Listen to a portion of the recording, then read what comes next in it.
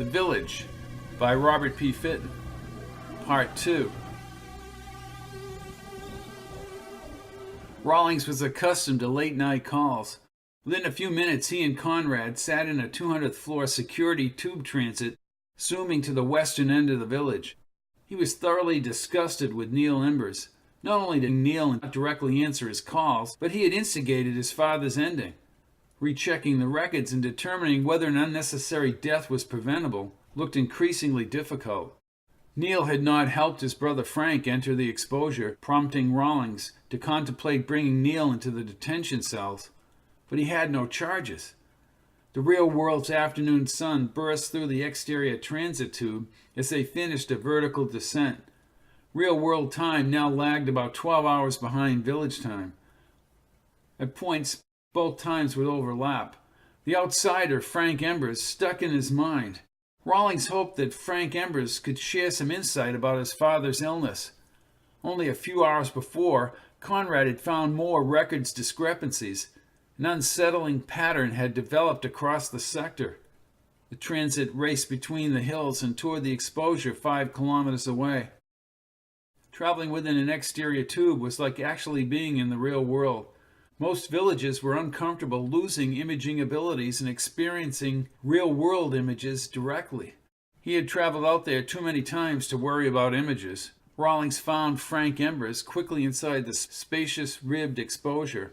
A powerful man, Frank had the firm handshake of a worker. He interrupted when Rawlings broke the news of Walter Embers' fate. Frank's tirade, mostly critical of the village, soon turned to sadness. He walked from the transit tube and stared aimlessly across the countryside. Conrad moved ahead of Rawlings. "I'll make an attempt to get your brother out here in the meantime, Frank. There are rooms for visitors here in the exposure." Frank turned, his eyes moist, and he ground his teeth. His temple muscles tightened. "Neal can't come out here. I'll apply for a temporary visa. This is an outrage, letting a man take his own life." Rawlings motioned for Conrad to call Neal Embers, but then he turned to Frank. "We're not going to debate village law, Frank, but I will say that my office is concerned about the medical records irregularities. That is my only concern. Find out who's tampering with people's records." "Why would someone want to tamper with records? Especially records with those who killed themselves?" Rawlings was taken aback that Frank would refer to endings in such a suicidal way. "I guess I'm not so much concerned about why, unless the whys help me solve this." For the next 10 minutes, he listened to Frank cut apart all aspects of village life. He looked back toward the communication modules near the transport tube as Conrad finally strutted across the exposure. "I was able to reach your brother. He took the call once he realized you were here. He will journey to the exposure in 4 hours." 4 hours? "Well, it's still the middle of the night inside the village," said Conrad. Rawlings put his hand on Frank's shoulder. "We'll get you to your room. There are communication screens inside if you wish to apply for your visa, or if you wish to call back your family in the real world." Frank nodded as Conrad spoke from behind Rawlings. "Mr. Embers, did your brother refer to your father's medical records?" "I don't know. My brother Mark talked with Neal." "Are you saying if I can put my head inside villagers' ways, someone created false records making people think they were going to die?" Rawlings looked at Conrad and then back to Frank Embers. "That is exactly right." "So my father may have died needlessly?" Rawlings slowly nodded. "I don't think you understand, outsiders, Inspector. We don't march to imager commands like people in the village. I will stay here until I find answers." Neal awakened, cleaned, and groomed. He put on his model suit and had the imager create his total reflection. From the rear, his bushy hair was trimmed and his face smooth. It was incomprehensible that outsiders still cleaned manually and had to waste time to do it. He then walked to the conduit and requested a food bottle. He would create a breakfast image while he waited for the tube transit. Then his imager reminded him of a morning breakfast appointment with his friend and account manager, Zuli. The breakfast would have to take place in the transit. Neal walked through the sliding doors and onto the transit platform. A scarce smattering of people stood along the platform, but like Neal, many people could work within their own schedule from their dwellings. The train whooshed as it approached. This train would bring him to Frank, an outsider, and that was not going to be a pleasant situation. No doubt Frank would blame him for everything. The transit slowed. He walked in and immediately went to the morning brunch room where he and Zuli usually ate breakfast. He quickly consumed his food bottle and allowed his imager to simulate breakfast. Zuli, graying goatee highlighting his round face, appeared at the room entrance. Neal grinned. He liked Zuli's flamboyant personality. Zuli loved to confabulate and believed in conspiracies, but today he looked serious. Zuli, I almost forgot my breakfast. Hey, I'm sorry about your father. Walter's biological life is over. He was terminal. You haven't accessed his image form yet? Neal smiled, but he did not know if he could adjust to Walter's biological death without being able to image his form. Of course, Zuli, of course. Dad and I may be taking a fishing trip soon. I need to spend time with him, if you know what I mean. Zuli nodded as the waiter brought their usual breakfast. Sure, that's what images are for. Nothing for me, nothing for me. I can only spend a few minutes. Where are you headed, Neal? I need to talk to you about something that relates to your account. Actually, I'm on my way to meet my brother Frank at the exposure. He's arrived from the outside. The outside? How can anyone live on the outside nowadays? How can anyone live without simulation? Right. Neal pushed the fork into a sausage and chewed it thoroughly. Can't see how my brothers survive on the outside. If you have a scene before you, you're stuck with it. Let them live like Neanderthals, said Zuli. Listen, Neal, as your account reviewer, I went through your father's fortunes. I have to tell you, those stupid little drogues may have overcharged him. They're boring creatures. Zuli leaned forward. There's an overcharge of 6 fortunes on day 11 of month 4. There may be more. Not only that, the little bastards put the charge in the automatic cycle. It would have been paid without someone looking into Walter's account, Neal.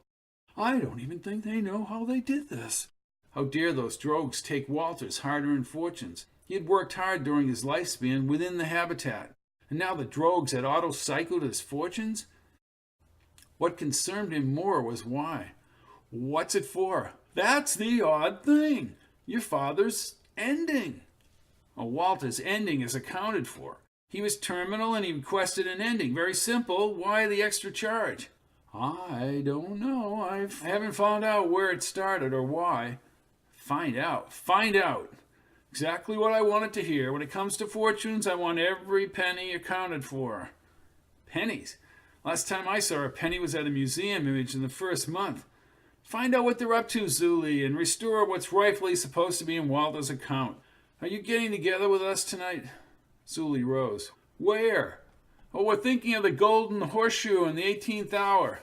Oh, the shoe is always a good time. Sure, I'll be there. Find the irregularity. I don't want them playing games with Walter's fortunes. I'll have my people look into it. Zuli's image vanished, and Neal was alone.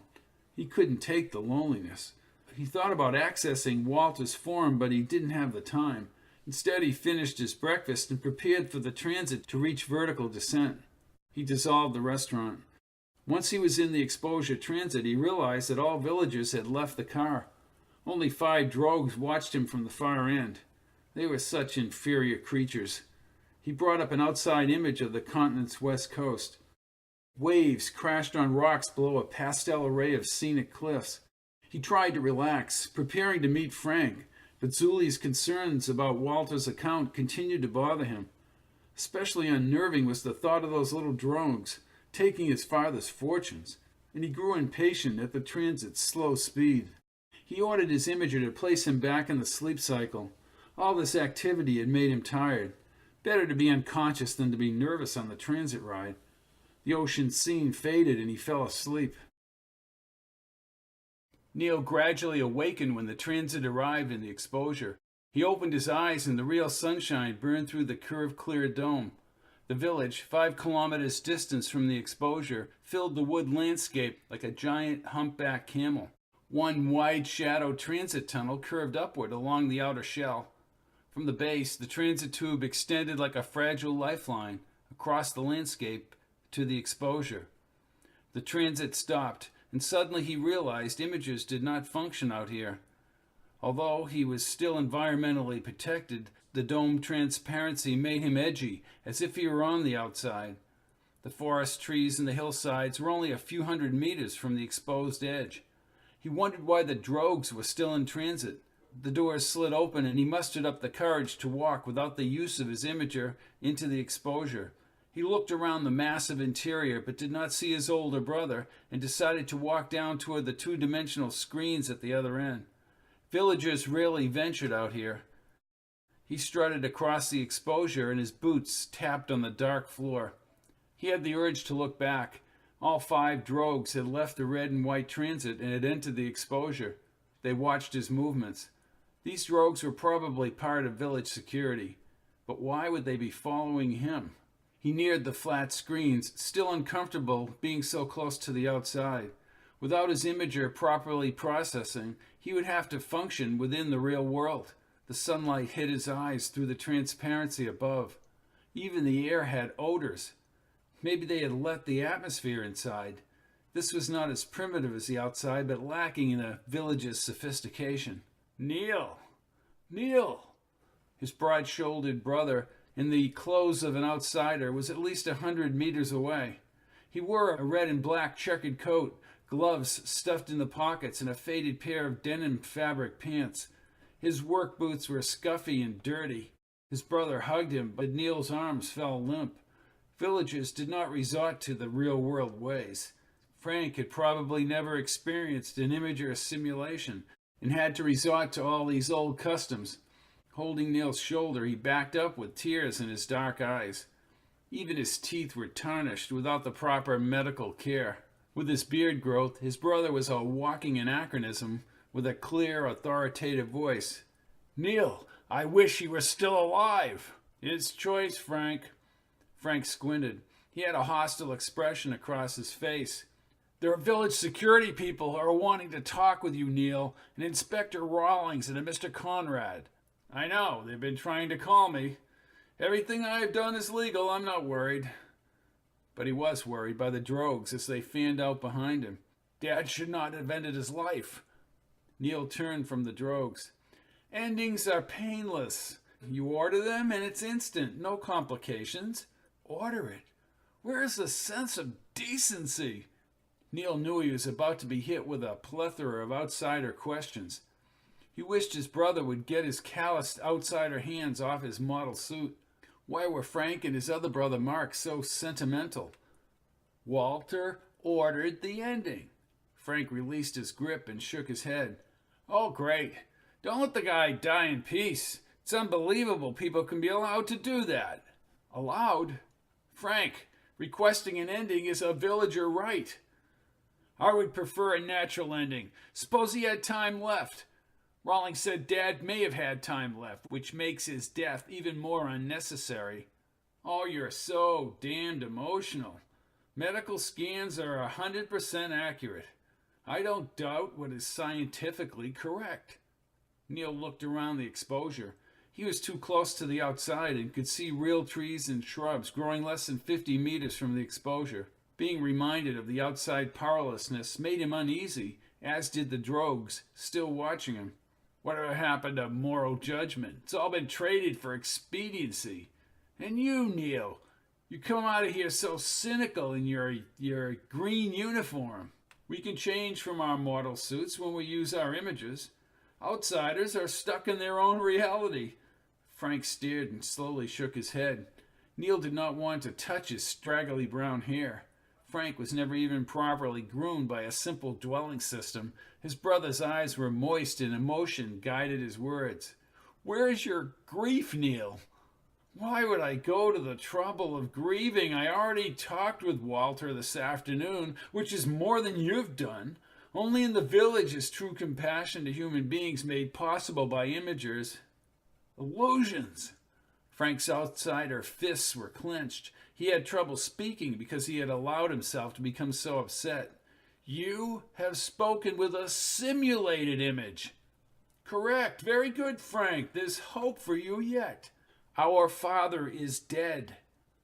Biologically dead. His image lives on. Oh, God, what kind of a place is this? What have we become? Dead is dead. Fabrications don't cut it. Spoken like a true outsider. I am not in grief. I can have Walter any time I want him. You can have anything over time if you want it. That's your damn problem. That's the damn problem of everyone inside this village. Neal shook his head and pointed at the flat screen. Look at this. You'll never know what having an imager can do for your life. Using this flat screen, you can watch a two-dimensional image of me from my dwelling, but I can have the imager take your form and simulate it. You are so far in the past, Frank. Don't you understand? Frank swallowed his Adam's apple, moving his beard stubble. He kept shaking his head. Mark is planning a service at the Zephyr Creek Church, Neal. Would be nice if you attended that service. Neal laughed. Church? You've got to be kidding. The only time I go to church is on a historic simulation. Why would I risk going to the outside when I can image it?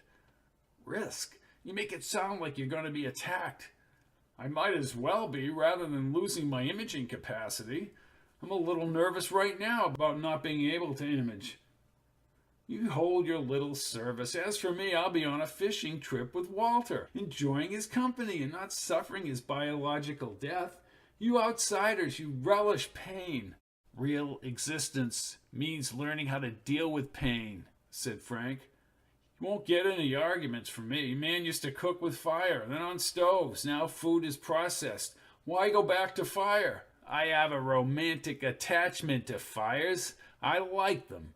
Then let an imager make one. He laughed and Frank grimaced again.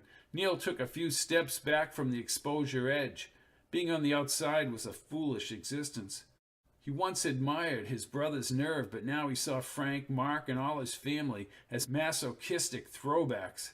The Drogues remained near the transit tube as he turned. He would wage a complaint with the security people once they arrived. He looked at Frank and decided to appeal to his sense of family. Razor and I are choosing a template. Frank's face tightened. No doubt he wished templates to be born as babies from a woman's womb. For a few seconds he said nothing, and then he spoke slowly, thinking about what he was saying. A child, born in an artificial womb. Frank, women have rights. You can't expect a woman to bear a child. We all have choices here. Sure, it might interfere with imaging, right? Exactly. Neal, this conversation is going nowhere. We have real births and bring up real children ourselves on the outside. Family means family. Care should be done in a professional managed system.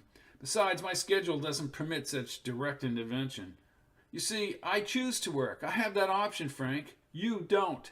You have to work. Frank marched toward the exposure wall. Neal, think it's time I get Inspector Rawlings out here. My child will have the best education and the most interesting experiences and no pain. Frank gazed across the mountains. In an imager mesh implanted in his brain. Of course, that is standard. Standard? Everything is standard. Good God, he probably will have the best education and experiences.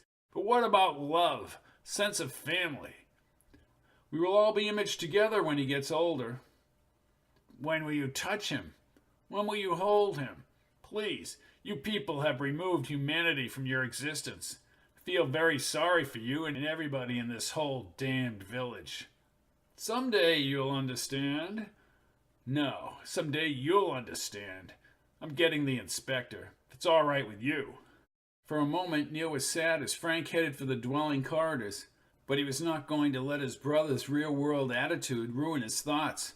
As soon as he was within the village again, he would have to create a peaceful image of Frank to soothe the pain. Eliminate those hostile thoughts and remembrances of a man who was lost in the past. It was odd that the Drogues were gone at the mention of bringing out Inspector Rawlings. Maybe they were not from security. Neal nervously paced in the sunlight beams along the clear tube as he waited for Rawlings. Without being able to image, he found himself in a near-panic state. 10 minutes later, he saw a tall, lanky man with a mustache, wearing a green sector security uniform, moving with a shorter, stockier man out of the residence corridor. He seemed to recognize Neal, which meant he was looking into his affairs. Neal, I'm Inspector Harold Rawlings. This is my associate, Conrad. Inspector, I know exactly why you're here, and you can tell my brother before he leaves that Your brother has decided to remain in the exposure until we resolve a few issues, said Rawlings. Issues about Walter's ending. Rawlings studied his facial expressions. If only his imager were working, he would get out of this. Correct. And I see his point. There are people on the outside who want to know the truth. What is the truth, Neal? Well, the truth is what my imager tells me is true. Conrad had a more gruff voice and moved around like a little bulldog. What do you know about his medical image being altered? His medical image wasn't altered, Mr. Conrad. It changed abruptly. Do you think you should have looked into that before? Walter did not question the obvious. He was not going to survive biologically. Rawlings puffed up his cheeks when Neal spoke and faced him. Neal, we think someone changed the records. Oh, that's crazy. No, it's not, said Conrad. I've seen 7 documented abrupt medical image changes. We need you to image us a list once you get back inside. All of your father's friends and acquaintances. Any new friends. Anyone who might want to see him biologically dead. Neal was bored and wanted the security of the village. I will comply with the law. And answer my calls, said Rawlings. I understand, but I have trouble with what you're doing with the drogues, Inspector. I resent them following me everywhere I go as if I were some common detention dweller. We don't use rogues to tail people, said Rawlings. They are not from my office, but I do find that interesting. You call me when that happens again. Neal nodded and then listened to Conrad for the next 10 minutes. He produced a 2-dimensional screen containing Walter's medical image. An almost instant reversal on Walter's morning medical scans was unusual. Walter had trusted the images to provide correct information, and Neal still did. A gracious Rawlings apologized for any inconvenience and left with Conrad a few minutes later, but as they shot away in the transit, Neal questioned Walter's ending. What if they were right and the medical imaging had not proved correct? He began to wonder whether Walter had enemies that might want him dead. Above the speculation was his own guilt. What if he was an accomplice to a tragic mistake? Neal stood at the platform edge, the clear tube open when the next transit arrived. He glanced back to the temporary residences and hurried into the car. All the way back to the village, he fidgeted and felt helpless. When he was able to access his imager, he immediately formed a calmer image of Frank. His imagined brother was supportive and didn't question Walter's ending, nor did the images he formed of Rawlings and Conrad. The imagined inspector told him several times he had nothing to worry about. With all those problems behind, Neal brought Walter to the seat before him. All the way back to his dwelling, they talked about the upcoming fishing trip, and Walter assured him of the legality of his ending. Neal put on the sleep cycle again once he was back in his dwelling. At least the drogues hadn't followed him. His brain was taxed by the excitement, and he still had the commitment with Reza later that day to shop for templates. Neal had not seen Reza outside his imager for 6 months. She looked pale as she waited on the transit platform near the template storage modules. A few gray strands were never revealed during imaging, and she was heavier. Neal thought about asking her to use her imager, but he didn't want to appear rude. By the law, she was his other half, and he didn't want to disrupt their business or personal relationship.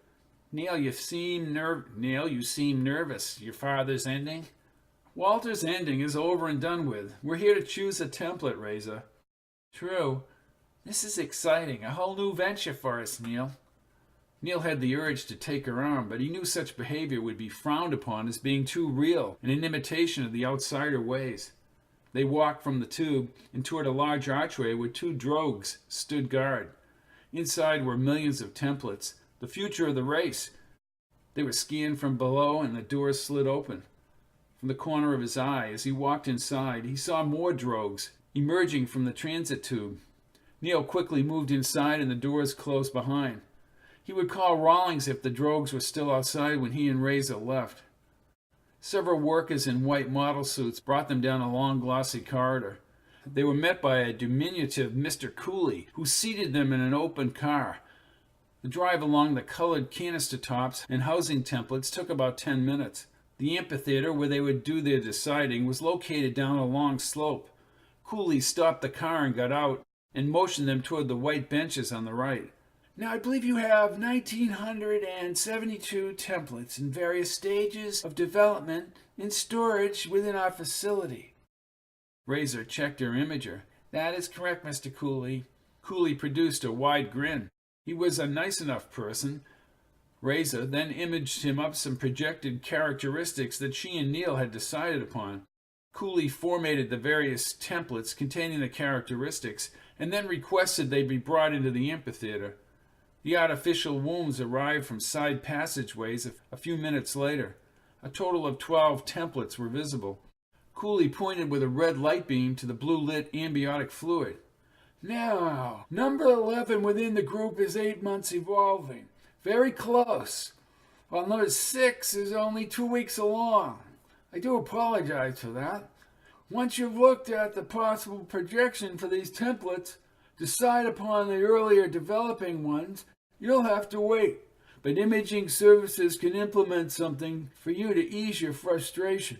In the green-tinted dome above, a series of genetic projections appeared in the templates, allowing them to view their future child at various stages in life. From newborn to a stooped old man, they watched the long life cycle. He looks like you, said Razor, giggling at number 14. Neal looked closely at the curled-up, evolving life form inside the canister. He could see the veins and little formed hands and feet. This is the first time he had actually seen a template. How long do they wait on the outside? 9 months? What was that, Neal? Asked Cooley. Nothing. My brother is at the exposure. He's from the outside. I was wondering how the outside woman actually bare that template. Primitive, primitive, primitive. Very primitive. Who has the time? I like number 14, Neal, and 9, but I don't know if we can afford 2 right now. We can always perform more extractions and grow them again, replied Cooley. Your choice. You have the choice. What do you think, Neal? Neal was confused by what he saw. Before them were 17 templates and a total of 1,972. If not used, they would merely be discarded. Well, let's go with number 14 for now. And Cooley instructed his imager to prepare the contractual agreement. Neal's thoughts centered on Walter's dwelling, and he questioned whether Walter should have looked more closely at the medical images. Nor should he have trusted what he was told. Rawlings and Conrad would insist upon a thorough investigation. Fear and anxiety threatened to overtake him now, in this very special moment of picking a template. His thoughts were broken by the sudden crack of discarding templates. An intense beam would vaporize the tiny life forms inside canisters in a bright yellow burst. Neal was stunned and moved forward. Razor followed him. Neal, what are you doing? Neal looked back at her and at Cooley's confused expression. The next burst shook above him. He couldn't watch the procedure any longer and marched up the amphitheater and into the outside area. From a side chair, he imaged Walter and his dwelling before his ending. Hello, Neal. Walter, I think you should check your medical images. They may not be correct. Oh, don't be silly, Neal. How can an image not be correct? No. Something is wrong. We should recheck this. You may not be dying. Oh, Neal. Biology requires my body will give out sooner or later. But I'll be there for you. You can image me It's not the same. No. Sure it is. We're talking about life, Walter. You're just an image. That's all. His face froze in the pain of existence. He stood and tried to recover as they finished the transaction with Cooley. The template was scheduled to be ready sometime toward the end of the week. Neal found it increasingly difficult to cope with what was usually a very happy moment. All the way back in the transit, he fixated his moist eyes on Walter. The best course was the rest cycle back to his dwelling. Razor did not understand his guilt and how his emotions were becoming so drained. She suggested he expand his own medical imaging to prevent such emotions. Supplements placed in his food would make him feel better. Or perhaps he just needed an expanded vacation. Time to revitalize.